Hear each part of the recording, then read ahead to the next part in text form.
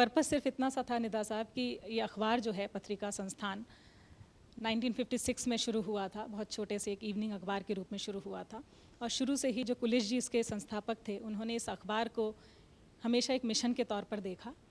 और आज भी जब हम देखते हैं इस अखबार को तो एक आर्टिकली खड़े हो सकते हैं। So we try to reorganise and revisit our own working in the past. और उसी के लिए हमने एक छोटा सा एक एक्सपेरिमेंट किया कि एक मीडिया एक्शन ग्रुप करके हमने एक सेपरेट विंग खड़ा किया इस संस्थान में, जिसके ज़रिए हम और समाज के जो कामकाज हैं, कैंपेन्स हैं, उनको आगे बढ़ा रहे हैं। एक कैंपेन का जिक्र मैंने आपसे किया था कि कुछ काम हमने बच्चों के लिए पिछले 3-4 महीने में एक बहुत ही एक्सपेरिमेंटल तौर पर हम लोगों ने शुरू किया था। और अब आप अगर चाहें तो सिर्फ एक ग्लिम्स जो है उसका अगर आप देखना चाहें तो इन अखबार सरकार ने लागू किया था पिछले साल, शिक्षा का अधिकार। वो अधिकार सोच तो ये था कि कॉमन स्कूल्स हों, यानी जो गरीब बच्चे हैं, अमीर बच्चे हैं, छोटे हैं, बड़े हैं, तमाम लोगों को कम से कम एजुकेशन के लेवल पर कहीं कोई डिस्क्रिमिनेशन नहीं होना चाहिए। और अभी कलाम साहब पिछले दौर में कलाम साहब आए थे तो उन्होंने कहा कि सबसे अहम जो काम है, सबसे अहम जो मसला है कि छोटे बच्चों की एजुकेशन, उसको हम सबसे दरकिनार करके रखते हैं। वो सबसे अहम मसला है देश का, क्योंकि हम भविष्य तैयार करते हैं। तो उस इशू को लेकर हमने एक छोटा सा कैंपेन शुरू किया राजस्थान, मध्य प्रदेश और छत्तीसगढ़ तीनों इलाके में। और हमने कोशिश की कि उन गरीब बच्चों का हक उनको दिलाया जाए।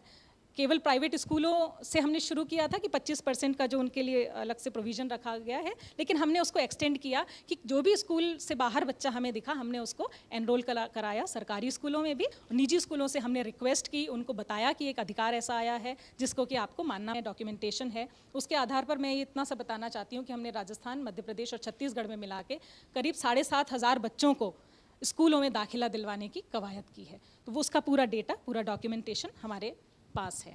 तो ये एक छोटा सा प्रयास है हमारा। और हम आपसे सिर्फ, मैं बहुत ज़्यादा अपनी बात नहीं कहूँगी because nobody is here to listen to me, obviously आपको सुनना चाहते हैं। और आपका जो सोच है शिक्षा को लेकर, बच्चों को लेकर, बच्चों को कैसे परवरिश देनी चाहिए, शिक्षा कैसी होनी चाहिए, अधिकार जो क्या होने चाहिए उसके, इन सब मसलों पर हम आपसे बातचीत करना चाहेंगे। Thank you sir. Thank you very much, and really it's a pleasure to be here. Doctor Ambedkar ने एजुकेशन फैलाई थी। मुझे भोपाल में मिस्टर बलराम झाकर ने बुलाया था कविता सुनाने के लिए। मैं एक कविता सुना रहा था उन्हें, और सुनाने से पहले भूमिका के तौर पर मैंने कहा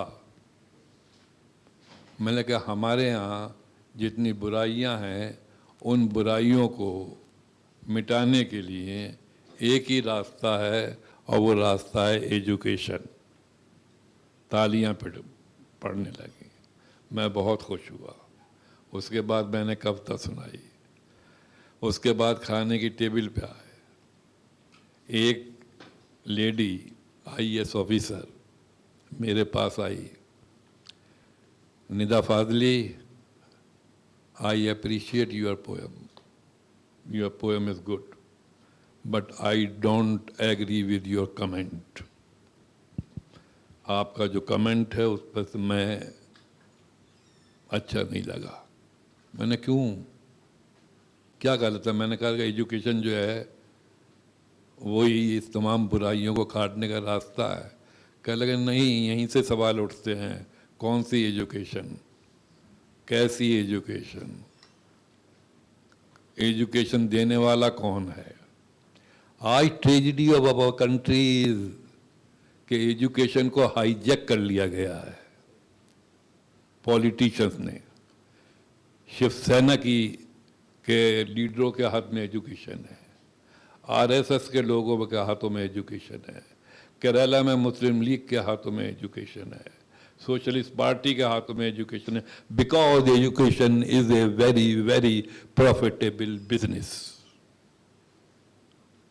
आप गवर्नमेंट के स्कूल, आपके कॉन्स्टिट्यूशन में लिखा हुआ है कि हर बच्चे का बर्थ राइट है एजुकेशन, लेकिन क्या स्कूलों में जो गवर्नमेंट के स्कूल हैं विभिन्न भाषाओं के, क्या उनमें पढ़ाई का स्टैंडर्ड वही है जो प्राइवेट स्कूल्स का है।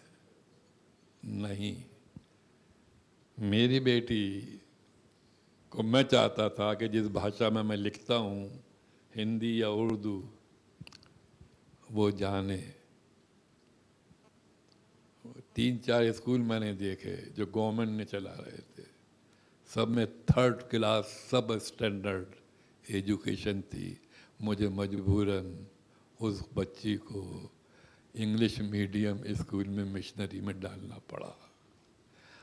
आरएसएस, शिशु मंदिर,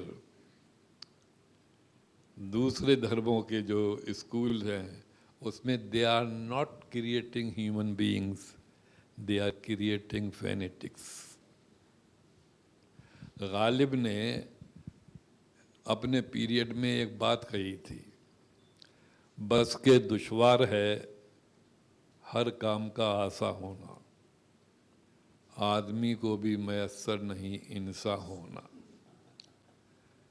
हर माँ के पेट से जो पैदा होता है वो आदमी होता है, लेकिन आदमी को इंसान बनने के लिए एक लंबा रास्ता तय करना पड़ता है, और जब वो लंबा रास्ता तय कर लेता है और इंसान बन जाता है तो वो महात्मा गौतम बुद्ध बन जाता है, वो महात्मा गांधी बन जाता है, वो अन्ना हजारे बन जाता है।